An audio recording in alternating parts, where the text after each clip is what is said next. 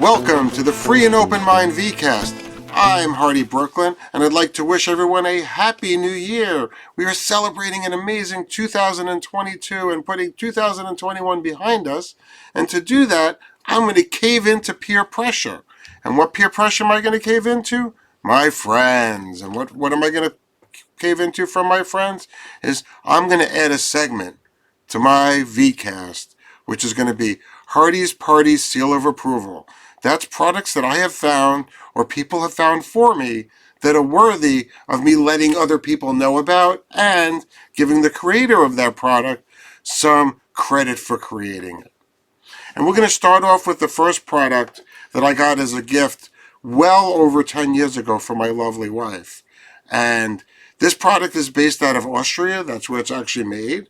And I want to start off by highlighting the philosophy of the company, Bike Citizen, because it really aligns with a lot of things that most cyclists believe and feel. And I'm going to read this directly from their website, so, it's not my words, it's theirs, but I do align with it. Cycling means freedom, independence, and healthy living. It's exactly this attitude that we as bike citizens bring to cities everywhere. Our aim is to give users the possibility to contribute to livability and engagement in cities through growing bike culture. Consequently, we improve and optimize traffic infrastructure with the knowledge of more than 500,000 users worldwide. It's a really good company, and by increasing bicycle use, we definitely decrease traffic and improve the healthiness and everybody's overall positive energy around the city. And if this is a company that's going to do that with the products that they create, it's a company that we should support. So while I was doing the research on this Fin product from Bike Citizen, I came across another one called the Citizen Cycling app that I'm going to be reviewing at a later date. And I just want to point out that it's got some interesting features that you could plan your route with as many stops. You could choose whether it goes up hills or down hills, a little gradient action in there. It allows you to track your ride. So if you don't plan it in advance, you can put it in tracking mode. And it even supposedly functions offload, but let me see more about that in the future. And now on to the meat of it from the mouth of a true vegan. This is what the Fin looks like. It's probably pretty easy to see on my orange shirt on the orange background. So let's lift it above my head. And it's something simple. You just kind of wrap it around the bar. And right through this little hole here, you go ahead and slip it in. And you're good to go. Now I'm going to show you how to do that on an actual bar to make it a lot more fun.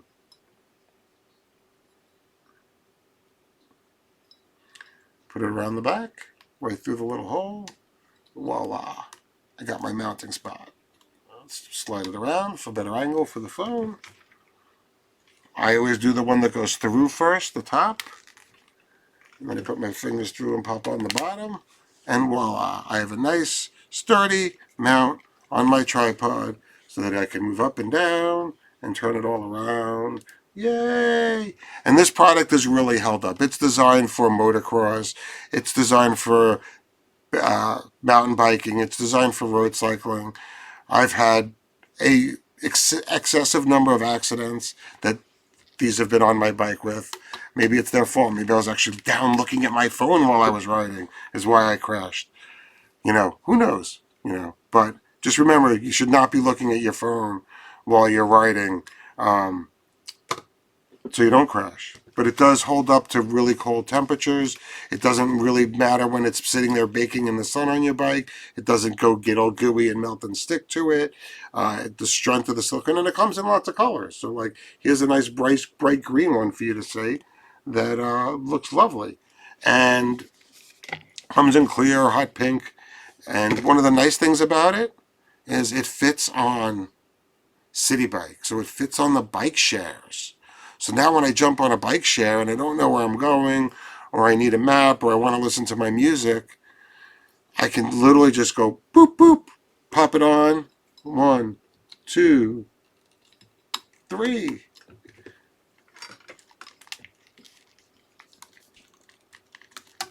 And I don't have to worry about it breaking in my pocket. It's on the bicycle. It's not going to fall out of my pocket. It's not going to fall out of the basket, fall out of my bag. It's there. I could see the map. I could see my music. I can let the map tell me where to go. It can tell me where traffic is. So it's a great product. And I actually give this product the Hardy Party full seal of approval, because as somebody that's used it and worked with the company, their customer service has been phenomenal. Every single problem or situation that has happened, even when they weren't their fault, they were able to work through and resolve to my satisfaction. So again, I give Citizens Bikes Finn product the seal of approval. And if you want to go ahead and buy one of these lovely products, which is under $20 American, including shipping to America, go to get, G-E-T, FINN.com. That's getfin.com. That's GETFIN.com. And if you want to check out more of my segments, go to freeandopenmind.com, and that'll redirect you to my YouTube listings. So you'll be able to see previous segments. And if you want to sign up for my mailing list and get more information, you can check me out at hardybrooklyn.com, which is HARDY, Brooklyn, BROOKLYN, just like the borough.com. And if you want to follow me on Instagram to get more updated and timely information, you can check me out at hardybrooklyn.nyc. Thank you and have a lovely new year.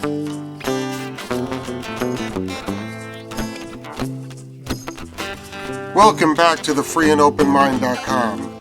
I'm Hardy Brooklyn, as you all know, and I just want to take a couple of seconds before I get to my interview of this amazing coach, Roz Solomon, to let you know that it's been way too long of a hiatus. You just saw something a little different, which was like Hardy's Party Seal of Approval, which is going to be a new segment that's added each and every episode, so you can see some amazing, cool products that are out there. And I'm going to continue the interviewing, and I've got a lot of really good guests lined up, some guests coming back from the past whose interviews want to tell everybody what's happened since then, since it's been a pandemic and so much has changed. But without further ado, I'd like to move on to my interview with Roz, the life coach, and see you all there in a minute. Welcome to the Free and Open Mind VCast podcast, whatever you want to call it these days. I'm Hardy Brooklyn, your host, and this week we have a very special guest, Roz Solomon. Roz is from a different part of the country, very different than New York City, where I'm from, and she comes from a country called South Africa. So we'll get to Roz in a minute. I want to welcome everybody here. It's been a long hiatus since I've been on the air, and COVID and life happened. But we are back, and this is actually our first interview back, and I find it at myself that we're simplifying it. We're going to do one-on-one interviews via Zoom from now on. This will make it go a lot easier on the scheduling side and getting people to work with me and my hosts or co-hosts that get brought in on a episode by episode basis. And at the end of this, I will be adding a product review or a product statement for those of you that stay all the way to the end to find out something that either cool Hardy's been playing with lately or something Hardy really wants. So let's get right to it, since we have a limited amount of time here for the interwebs to keep your attention. Roz Solomon loves helping women struggling with sleep issues, mood swings, weight gain, and any other menopausal issue to develop healthy relationships with their bodies. Naturally, by uncovering the root cause of their issues, you can powerfully transform your unknown limiting beliefs and restore your health and balance.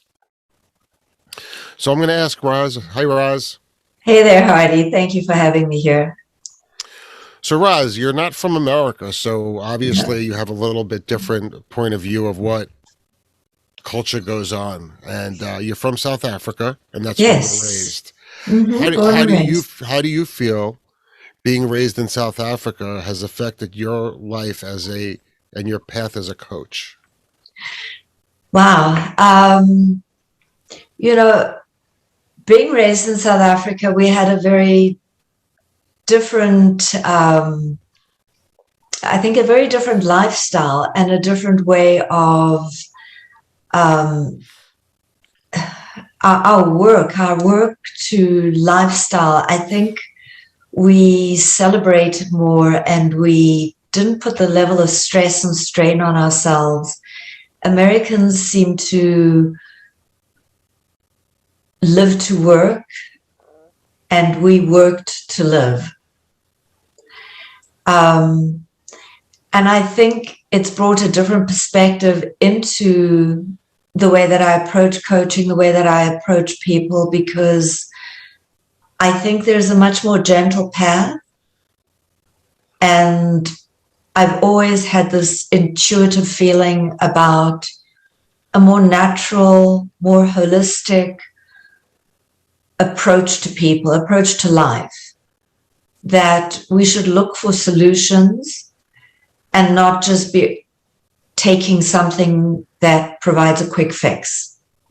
Because quick fixes in the long term and in the long run can often end up causing long-term issues, and they don't necessarily address at a level that we need to. And so that's my approach regarding nutrition and health. And yet, when it comes to the mind, I feel that instead of going through years and years and years of therapy where you're talking and talking and not really getting a solution, a resolution, that hypnotherapy can be a lovely, direct to the point, quick, easy fix. So there's a bit of a contrast there in different approaches. So I noticed that you're also trained in massage therapy and various bodywork modalities. I am, yes. I've All of been a them, massage therapist for over 20 years. and all of those things are holistic. So this Very much. just brings and rounds out everything in the physical and emotional space. Right. So I noticed that you were trained by Marissa Peer in RTT hypnotherapy. Correct. And that's a name that for me has come up by a bunch of other life coaches that I've spoken to or Mhm. other friends that I've spoken to. Tell me a little bit about what makes being trained by this person mean anything to a layman. Okay, so I trained in hypnotherapy originally in 2005 in what I want to call more traditional, conventional type of hypnosis. And it, although I had all the tools I needed, it didn't feel for me like something that really spoke to me. I didn't relate to it in the way that I'd really hoped I would. And I kind of put it onto the back burner and I didn't pursue that. And when I eventually found Marissa, which was in 2018, I guess, and I listened to her for almost a year, just listening to her YouTube videos and things that she was offering there. And I really related to her because she had taken so many of these very specific tools that are provided through psychology, through other hypnosis modalities. And she had created this really wonderful package that helps you to very gently, but very quickly and easily help to access what the person's fundamental trauma issue belief is that's been buried in a subconscious mind, and then be able to access what that is and transform it into something that's empowering for them. So it no longer is this limiting belief, but it transforms into an empowering belief. So, and at the bottom, what I I've learned is that we all have three very core fundamental beliefs. And our fundamental beliefs are from childhood, whether it's from the way that our parents raised us, the way we interacted with others at school, whatever it might be. But the main one is a belief that we're not good enough, that others are better, that we're just not good enough. I work with almost all my clients on that at some point. Yeah. And that is the fundamental core one. And then the other two are that I'm different and I don't fit in, which you see kids have that happen all the time in their schooling and their interactions. And then a lot of times it's not available to me. It's available to other people, but not to me. So let's just move along to talk a little bit more about the hypnotherapy, because that's pretty much the biggest question for a lot of people. And a lot of my clients I speak to are afraid of it. I'm the guy that has tried many times to get on stage at the state fair or the county fair, to be the guy that's going to get hypnotized on stage. And it just doesn't work. The guy tries, and I'm just sitting there, and he's like, and if he asks nicely, at the end, I will kind of sort of begrudgingly go along, so he doesn't look that much like a jerk. But if the guy is just like, don't fuck up my skit, I kind of just go and say, this is it. We're done, guy. You did not do anything. So let me ask you, so what are the biggest myths that are out there about hypnosis, and how does that relate to actually how the mind works? Okay, well, those are two somewhat different questions. So let's first look at the myths or the differences between hypnotherapy and, say, stage hypnosis. So firstly, usually when you're in a stage hypnosis environment, the majority of people that raise their hands and say yes to going up on stage are either naturally extrovert or wannabe extroverts. So in other words, it's like, if I get up there and I'm told to quack like a duck or bark like a dog or do something like that, then I'm in this safe environment to do it because I have this excuse that I'm on a stage, that I was under hypnosis, etc. And one of the biggest myths about hypnosis is that somebody controls your mind. So putting it into very simplistic terms, you've got your conscious mind, which is your thought processes, and what you perceive, what you see, etc. Then you've got your subconscious mind. And your subconscious mind actually listens to all the stories that you tell it and the beliefs that you create, even though you're not aware of what you are saying on a conscious level. So as an example, you're a little child and your parents scold you about something and you think it's unfair. You don't really understand why they're scolding you about it, but you create a belief that you're not good enough. And that stays with you forever. Sorry? That stays with you forever. It does stay with you forever until you uncover through hypnotherapy or some unconscious methodology, subconscious methodology, what it is that's caused you to create this and to cause these blocks in your life. And this is the thing that when you're doing stage hypnosis, you're not looking to try to help a person to uncover. You're looking to entertain an audience, and you're using people to entertain them. And it's a very different approach. And as I say, most of the time, the people that are on stage have an extrovert personality, and they want to actually just be up there, have a good time. They don't care if people laugh at them. If people laugh at them, they've got the excuse that they're under hypnosis.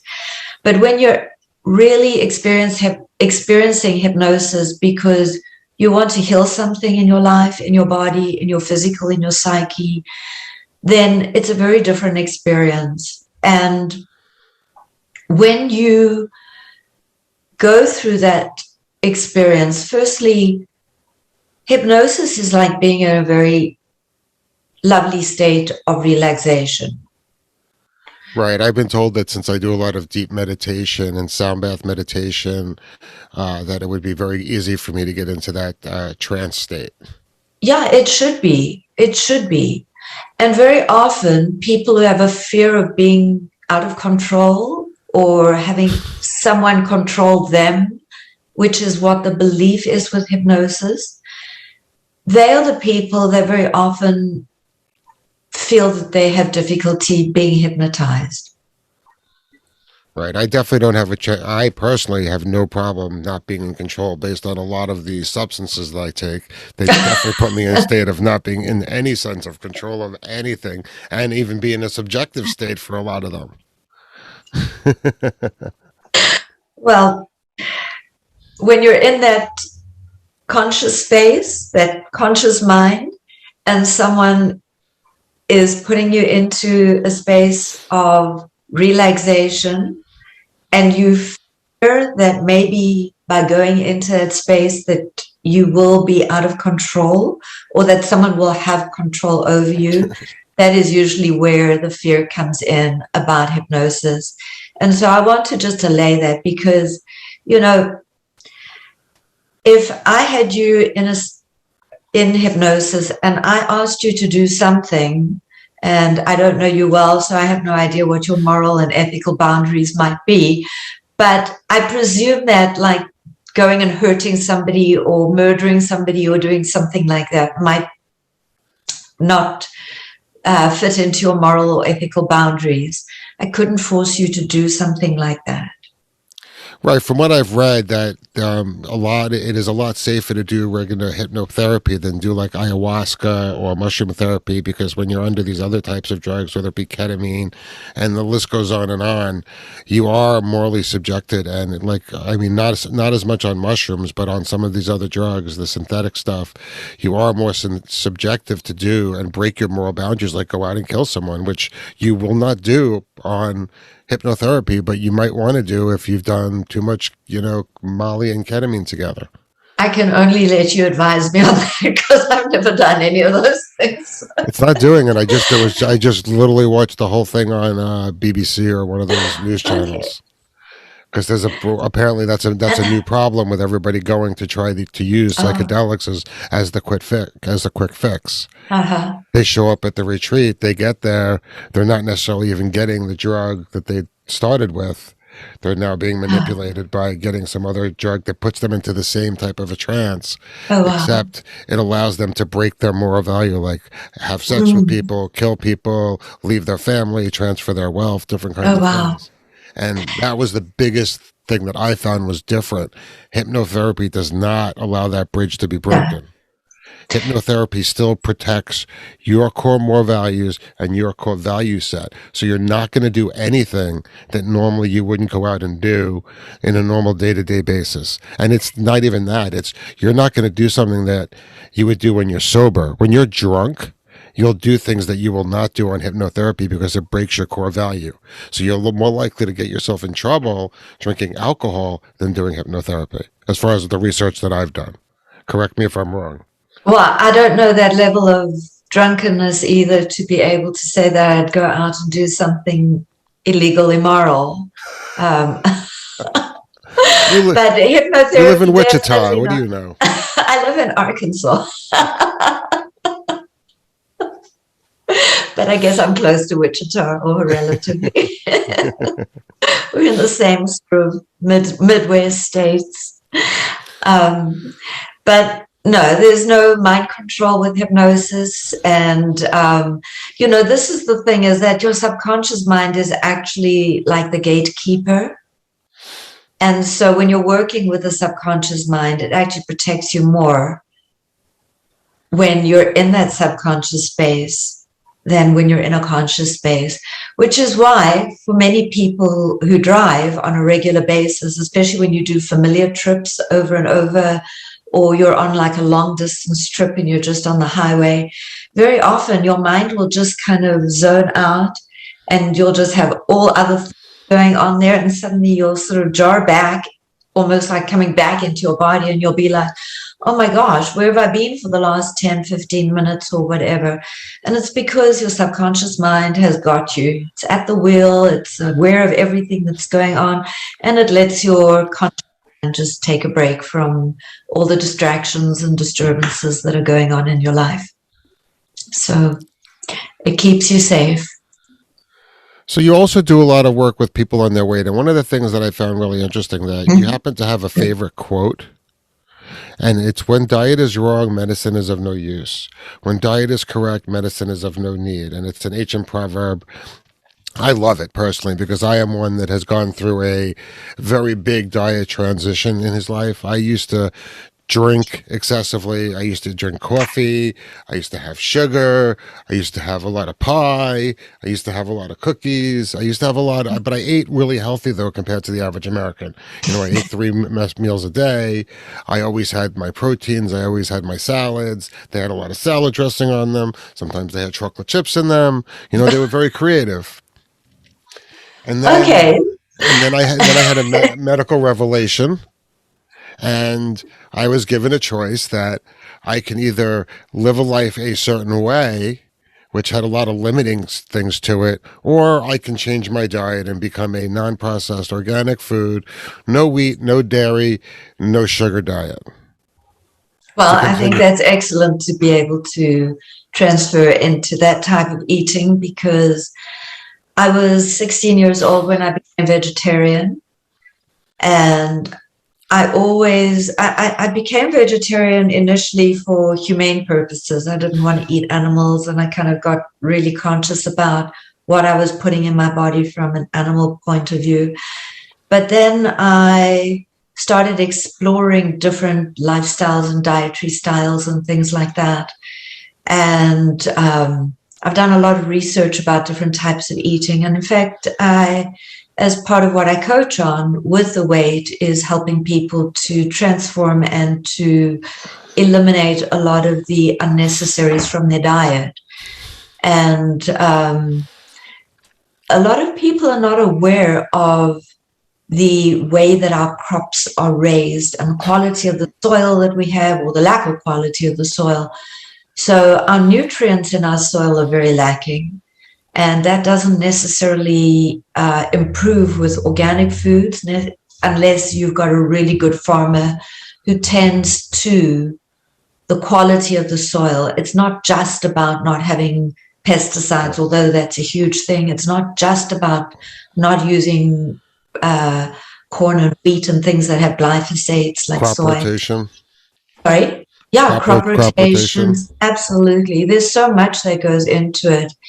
And, I do a little bit of gardening as well for some essentials that I can grow here in a very small space. But the quality of the soil is the fundamental of what the quality of the nutrition is that you're going to be getting out of the food.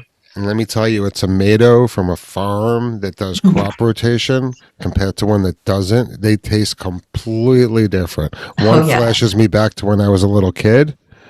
And one flashes me back to, like, I don't know, the high school taco day when they had little pieces of tomato squares that were like little rock cubes. I'll tell you what, I've got some tomatoes. I've still got a few left from my crop this year, and they are so sweet that they're almost like candy. There's almost like this, I don't do sugar either. And when I eat the tomato, it almost like puckers my mouth. It's got so much sweetness to it.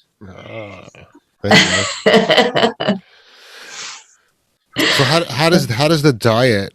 So right now, like, I definitely believe that they put me on every possible drug to make me better. I was taking like 21 or 2 prescription drugs at the time. Oh my. And once I switched my diet, they took me off of everything. Good. And that's where I see that quote. ringing so true because my diet was not there. My mindset was there. My physical exercise was there. My diet was there compared to most Americans, but I wasn't getting better. When I switched my diet to make the diet to what my body needed, my life changed and I didn't need the pills and I got all this energy and I started doing all this crazy stuff and I did crazy long bike. I mean, I became like a teenager again at the That's age of whatever it marvelous, was. wonderful. And now my question to you is when does the diet keep changing? Because now I turned 50. Well, a couple of years ago, 2 years ago, whatever, I turned 50 a year ago, and they took meat out of the diet. So they're like, all right, no more meat for you, buddy, because you're an old man. So now I'm like, at what point is it that I just have water left in my diet?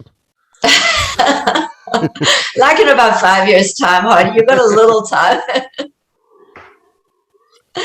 So, I totally understand where you're coming from because as I've gone through different dietary things, and especially in America here, there's, this, you asked me earlier about the difference between South Africa and America. And I remember the first time I came here, I was visiting my brother and we went to just a little local supermarket. And I walked around the supermarket and I was in awe. I mean, my eyes were big, my mouth was hanging down on the floor because, like in South Africa, we had maybe 5 different selections of Ice cream. cereal, as an example, or ice cream or whatever.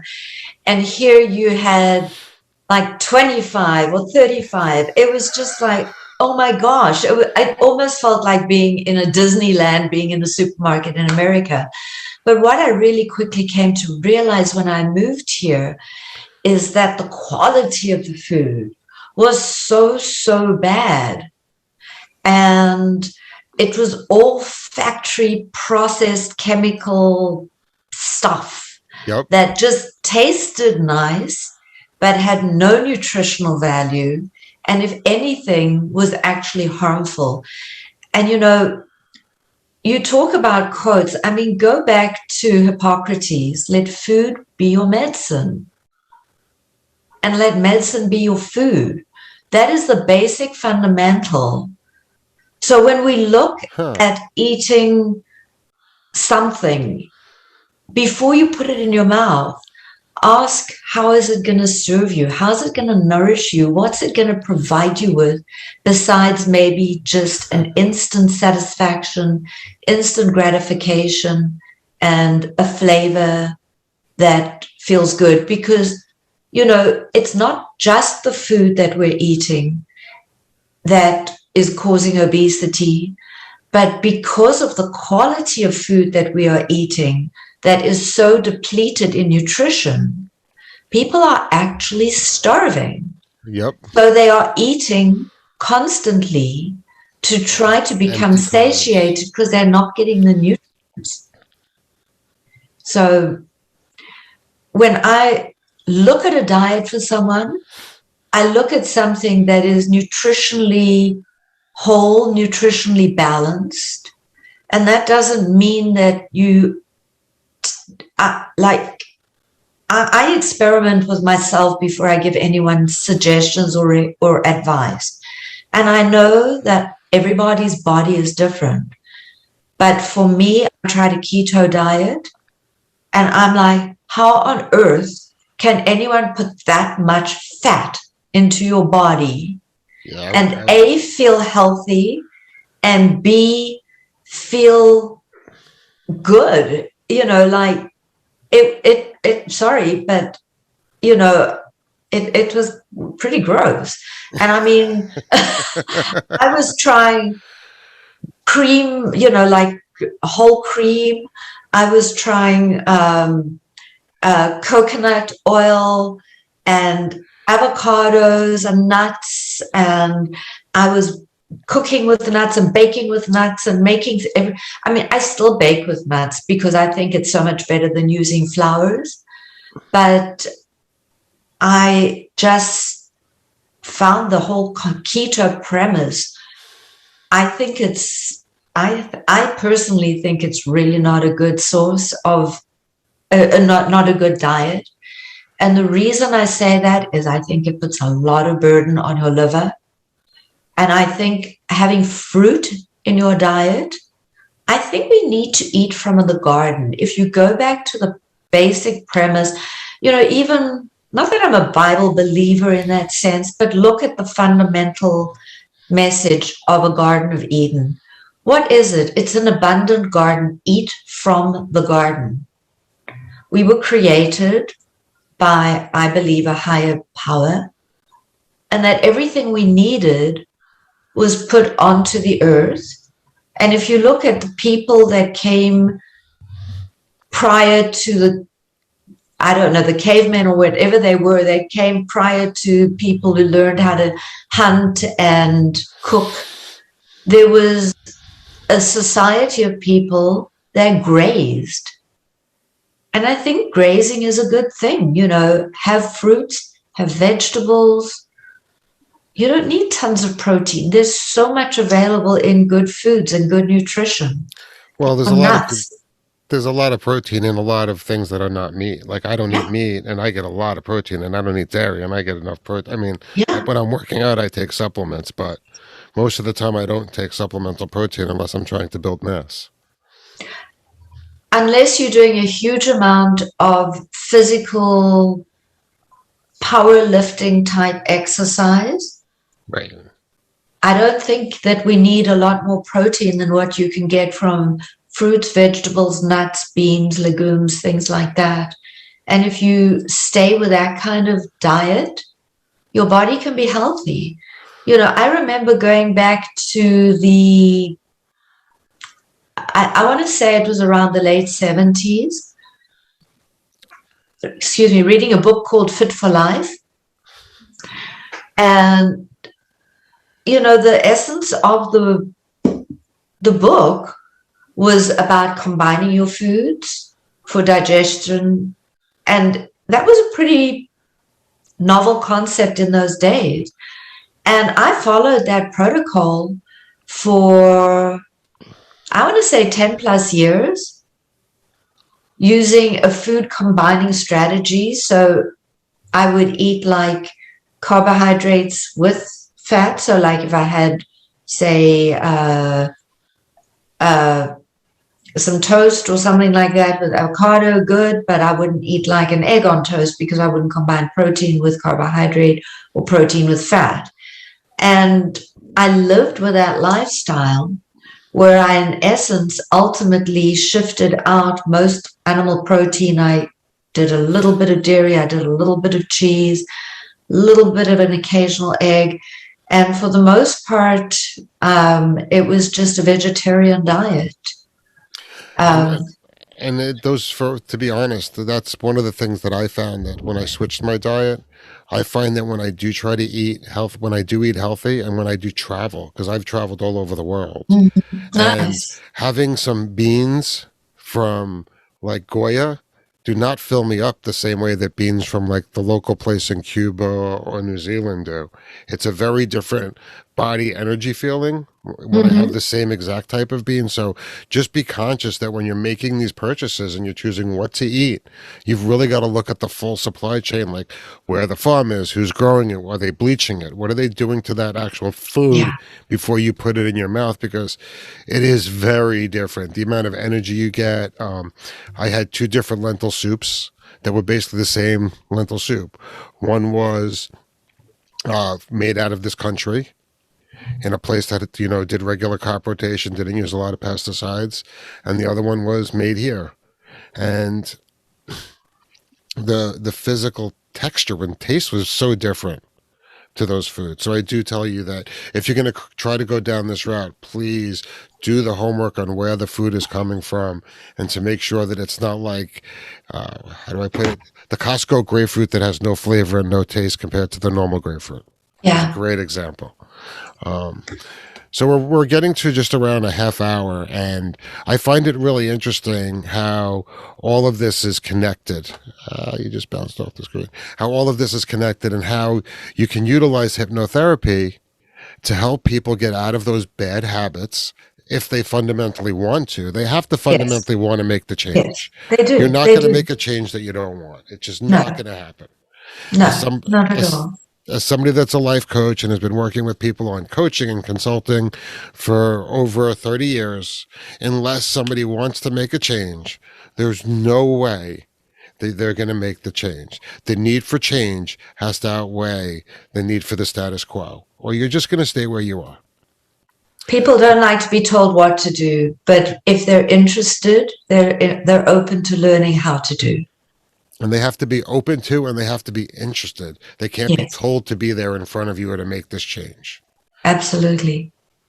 And Absolutely. I work with my clients, and I'm sure you do as well, on that, to figure out what do they really want to do, what's not what they're being told to do because of what society has put on them and what everybody else has made them think they're supposed to do. It's figuring out, and what I think, and from my research that I've done, that's what hypnosis helps you get to a lot quicker, is what you fundamentally want to do, not what you believe you should do. Um, what hypnosis would do is if you fundamentally want to do something but are struggling with what it is you want to do, as in the sense of, as an example, like a woman who's dealing with weight issues. So she wants to lose weight because she knows it's going to help with her joints. She knows it's going to make her feel physically better and look physically better. But she's struggling with the habitual eating, the poor diet eating, and the uncertainty of how to make those changes. So with hypnotherapy, somebody like that, I would help them to uncover firstly the reason why they have created that excess weight in their body. And it's amazing because very often it could be somebody who's been abused, who doesn't want to look attractive, so that they put this padding on, this suit of armor almost, to stop the abuse because they're hoping it'll turn the person off who's doing that to them. That happens so often with people who are carrying excess weight. It's an abuse issue. Very often it's people who are taunted and teased and made fun of, and they hide out. So there's different psychological underlying reasons why people do this to themselves. And then when they feel ready to uncover and to explore and determine the reason why, and they come for hypnotherapy, then we go through a session, and then they are able to recognize the reason why they've done this, recognize that this is no longer, hopefully, especially in an abuse situation, hopefully no longer something that's pertinent to them, that they're ready to have a different lifestyle, a different mindset, a different experience, that they're ready to let go of the weight. We then would go through a transformational belief system, so that those harsh words that they said to them are beliefs that they want to hide from society. They don't want to be seen.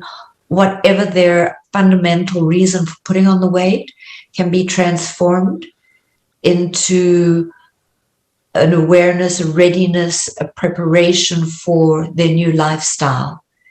And then I offer a coaching program, which is 6 weeks long, for those who want support to be able to understand how to do the necessary steps and to implement what needs to be implemented, so that they can utilize the hypnosis, which kickstart them into getting on the right track psychologically, mentally, and overcoming the beliefs, and then finding the new way forward with the lifestyle changes that they can implement.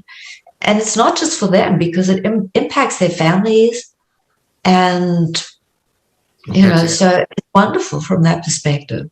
impacts everyone around them. And that's an important fact, is that once we start to work with our clients and we get them to the point of making that change, your Mhm. lifestyle most of the time fundamentally changes for a lot of my clients.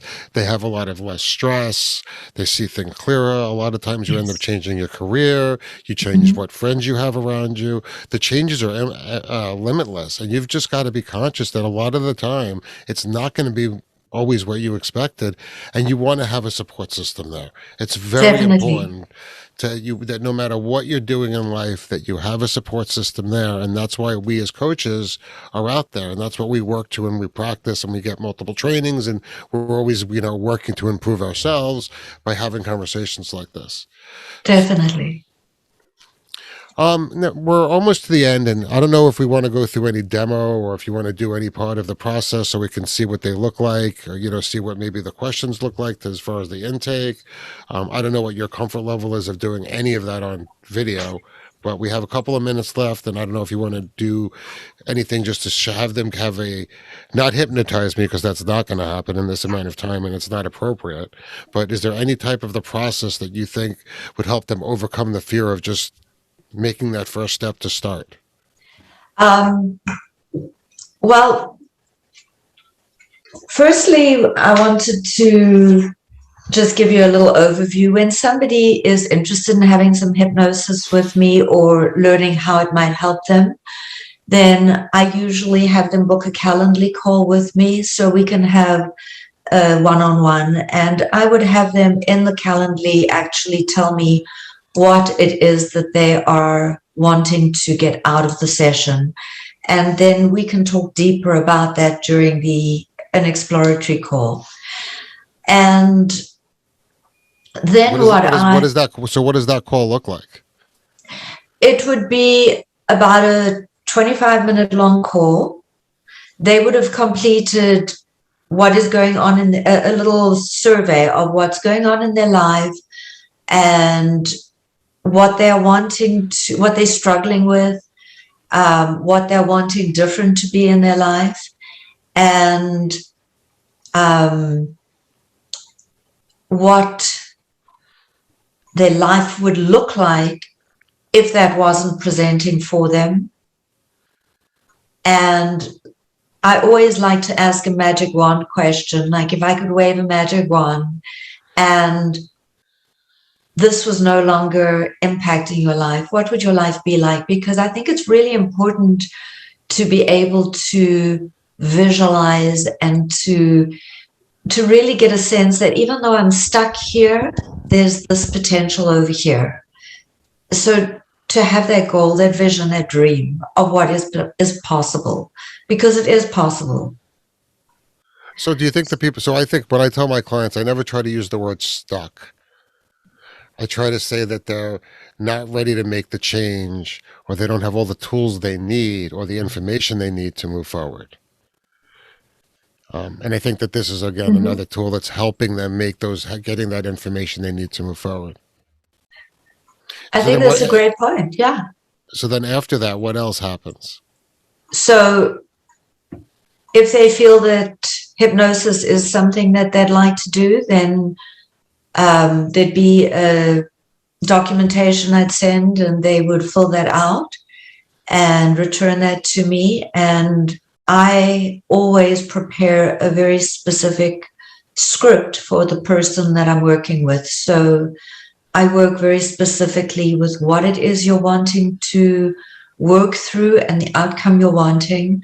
And I want to use your words. So it could be, your words might be, I will have freedom around food and I will only eat when I'm hungry, and I will choose selectively, and I will eat food that empowers me and helps my body and supports my nutrition and supports me to be healthy. So whatever words they may use in their intake form is what I will utilize when I'm creating a script. And then when they come for the hypnosis session, the session itself is about an hour and a half long. And at the later part of the session, after we've uncovered whatever is going on for them, and we do the transformation. The transformation is then the words that they have selected, the words that they want to hear. And I put this into a personal recording, and the recording is usually anywhere from 15 to 25 minutes. Usually it's a little shorter. And I encourage people to listen to this recording every day for at least 21 days, because as we develop habits in our lives and we work through this consistently for 21 days, then we start implementing new changes easier as we become more familiar with them. So 21 days or longer. And, then a person is in a place to say, I feel like this has worked for me and this is where I'm at now. And, sometimes there's something different that comes up. So, they might say, okay, I'm feeling really good about the way that I'm eating now, but I'm feeling stuck regarding something with my business, like maybe I'm procrastinating, or I'm feeling like I just can't get over this hurdle. And, so they might want to do multiple sessions for different things. Right. That happens. So, hypnosis can work with so many different aspects of our minds and our bodies. So it's just wonderful to be able to help people with all different conditions and situations. And it's not like, and as we wrap up, and just remember, this is not something that you have to do one-on-one in person. This is something that can be done via Zoom. It could be done over. I do it. Absolutely. And she's not clicking a stopwatch in front of your eyes or any of that hocus pocus stuff. That's all stage hypnosis, and they're very different things. One's a performance for a purpose of laughs, or to prove that somebody has some kind of fake power. And one is to help you break down blockages to see what traumas in the past are stopping you from seeing the true light. Yeah, absolutely. Hypnosis, for some people, gets there a lot faster, but everybody that does hypnosis for self-improvement should be doing that with a coach, with a guide, with somebody that's going to work with them, not just in the short term, in the long term. And again, 21 days, I tell all my clients, and I'm proof of it. I tried to stop biting my nails over and over and over again. I put nail polish on. I did all of these things, but the nail polish would run off within 21 days, and then I would bite them again. But how did I stop biting my nails? COVID. Because now I have a mask on all the time. It's really hard to bite your nails through a fabric mask. It's like, and then you look really stupid on the subway if you're lifting up your mask just to bite your nails. Or if you're out at a party and you're lifting up this. It's a lot harder to sneak that nail bite when you got a mask and nail polish. That's what I'm going to say. I'm really happy to hear that there's something positive that's come out of COVID.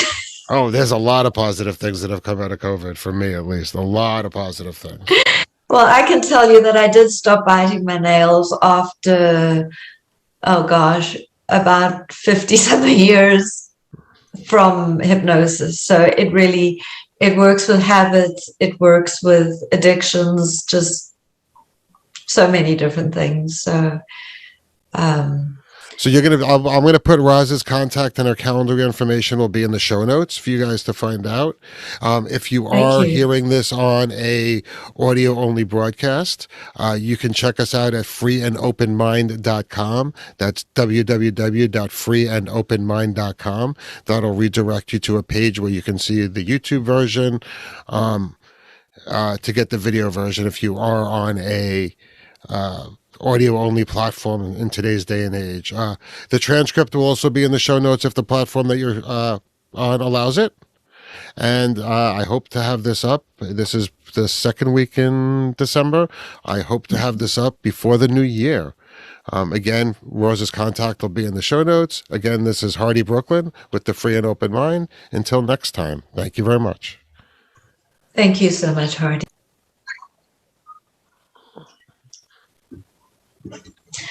So, Hardy, we're going to do just a little experience of what it's like to go into a hypnosis induction and a little bit of a deepening, and then I will bring you out of the experience. So it's not going to be a full hypnosis experience, just the induction and a little deepening. Does that feel good for you? Sure. Okay. I really want to And figure out why I'm not sleeping at night, but that's okay. well, we can definitely explore that possibility later, but I think let's just give you a sense of what this feels like, and also then for anyone who might want to follow along so that they can get a sense of just going into this relaxation. And it might be something you want to even play at night to just allow yourself to go into a nice deep state of sleep. So, Okay, that's interesting. yes.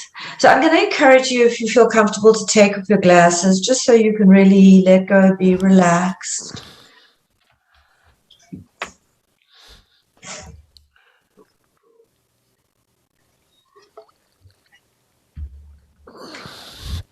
And I want you to just sit back so that you really feel yourself deeply pressing against the back of the chair and your feet firmly on the floor. Oh, I have to switch chairs then. I can't put my feet on the floor on this one. Oh, okay. It's one of those kneeling chairs. Oh, you're on a kneeling chair. I love those, except they eventually started cutting off my circulation around my knees if I'm on them for too many hours. I fidget too much. You should sit on one of those balls. I have that too, but that's Yeah. Okay, come back into focus, because either my eyes have gone funny or you've gone out of focus. There you go, there. I see you now.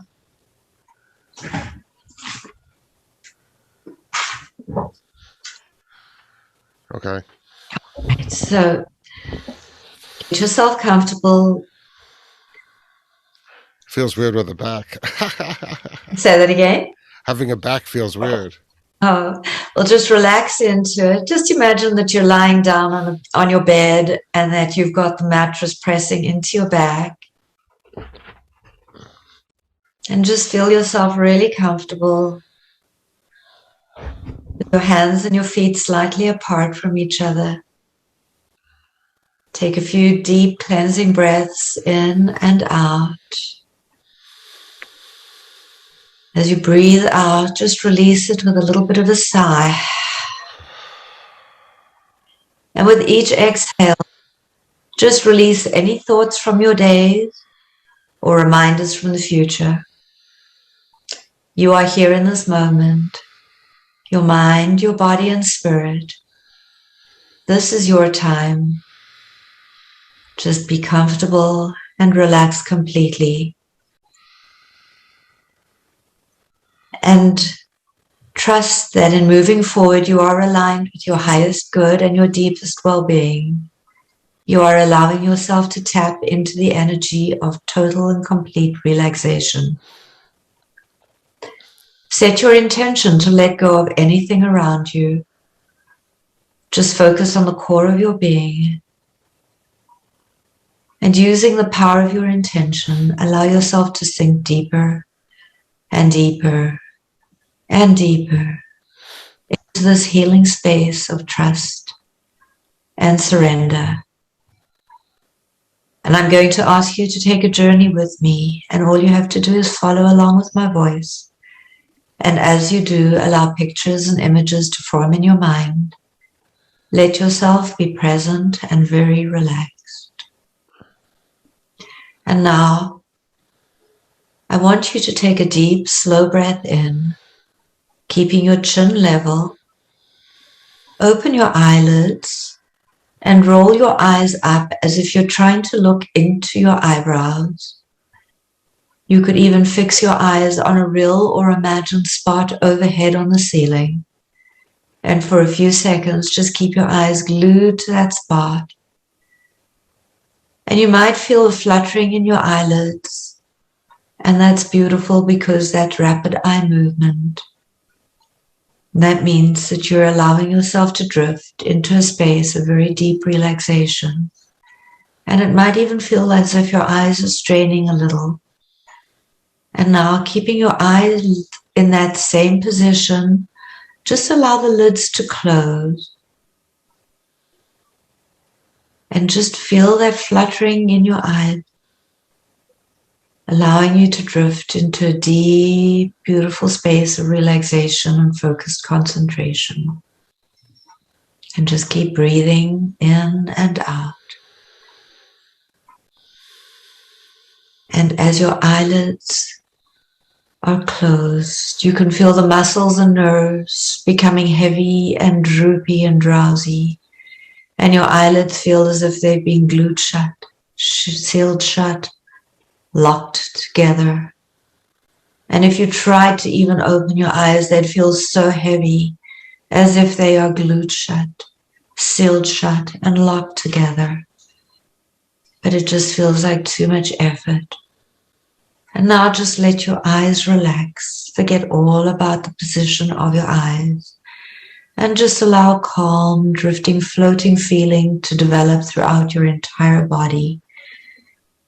Just allow your neck muscles to feel really relaxed. You can even just move your neck gently from side to side, because your neck muscles are always the first to tighten and the last to let go. Now I want you to picture in your mind's eye a flight of 10 steps that are descending. And if you need to imagine that there's a handrail to support you, you can do that. You can even drop your chin just a fraction, so you have the sensation as if you were looking down this flight of 10 steps. As you look down, you can see all the way to the bottom, and you know with certainty that when you reach the bottom, you will have access to your inner knowledge and deep self-awareness. You will enter the library of your own mind, and you are drawn to that peace and tranquility that awaits you at the bottom of the stairs. I'm going to count you down these steps. With each step, you'll be able to see your feet. You can hear your feet. You could even feel your feet treading each and every step. And with each step you take, you will feel yourself just going deeper and deeper into your own internal awareness. So now you're moving on to step 10, leaving behind all the stress and tension from the top of the steps. You're taking step 9. Every muscle, every nerve turns loose, lets loose, and you go deeper. You're taking step 8, feeling yourself letting go as you go deeper and deeper with each step and with each breath. You're taking step 7. You can see your feet, hear your feet, and feel your feet treading each step. Just go deeper and more relaxed. You're taking step 6, and as you move down, drift down, travel down, every sound, every noise, every movement is carrying you deeper and deeper into a beautiful and gentle state of hypnosis. You're taking step 5, you're halfway down. You're opening your creative mind so you can experience the deep found relaxation that comes with hypnosis. You're taking step 4, going deeper into your own internal state, where you have perfect access to your subconscious mind. You're taking step 3, going deeper and deeper into an awareness of yourself. As you take step 2, you can gently, calmly, easily move into an even deeper level, even deeper relaxation, where every muscle, every nerve turns loose, lets loose, and you feel a beautiful light, floating sensation coming over you. You're taking step 1, and as you step off the staircase, just allow yourself to go deeper, deeper, and deeper into a beautiful state of deep hypnosis. And hypnosis is not about being asleep, it's a sleep nervous system. And as you go deeper and deeper, you listen and respond easily, effortlessly, and perfectly, just the way you are now. And your body is run by a network of infinite intelligence. And that intelligence also directly influences your mind. And what your mind says yes to, your body says yes to also. So just allow yourself to feel even more relaxed, going deeper and deeper into this beautiful internal state of inner awareness.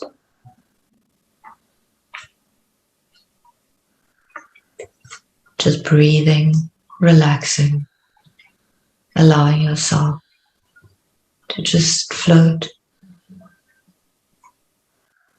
and gently and easily relax and just enjoy this beautiful state of relaxed hypnosis.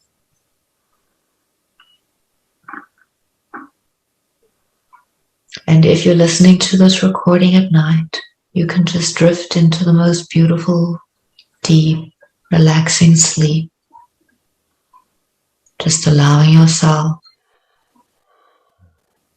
to drift off and relax and sleep deeply throughout the night with no interruptions.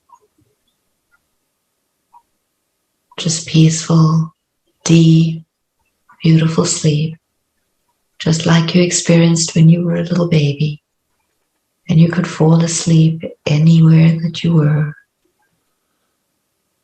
And if you're listening to this during the day, I'm going to bring you back into the presence by counting you up.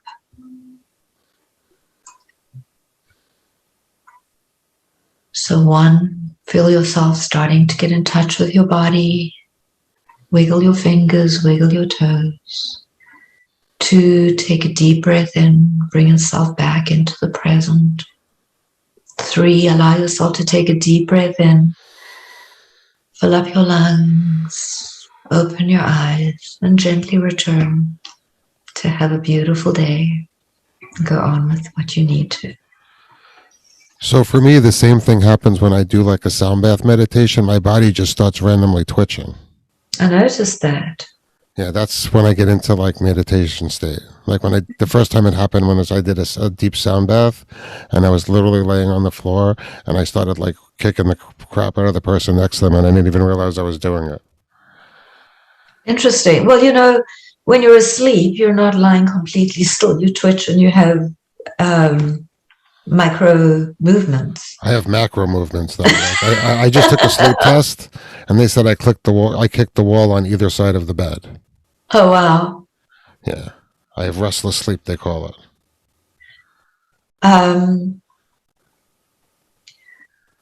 Just as a little nutritional suggestion, I don't know what your magnesium levels are like, but you might want to look at that. Okay. Especially to take at night. I take Calm. You may need a little extra magnesium. I don't know how much is in Calm. I already have enough in my regular diet. Calm was supposed to help me sleep. Maybe listen to this recording at night.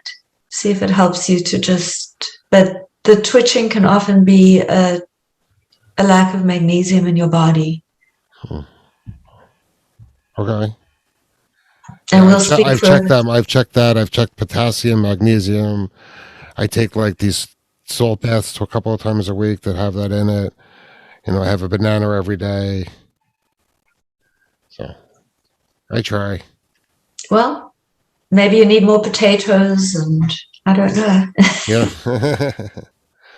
So that's an example of what the basic start of the process is. And this is going to be available to people to download from with my YouTube channel. Again, everything will be in the show notes. The text version of this as well will be in the show notes. So there'll be 2 separate videos. This is a bonus. Thank you very much, Roz. You are so welcome. I hope that it helps anyone who's maybe struggling with sleep or just relaxation. It's a really nice way to just take 10 minutes out of your day and just relax and just allow yourself to let go. And have a great holiday season. Thanks so much. Go ahead and stop the recording now and end the podcast. Sounds wonderful.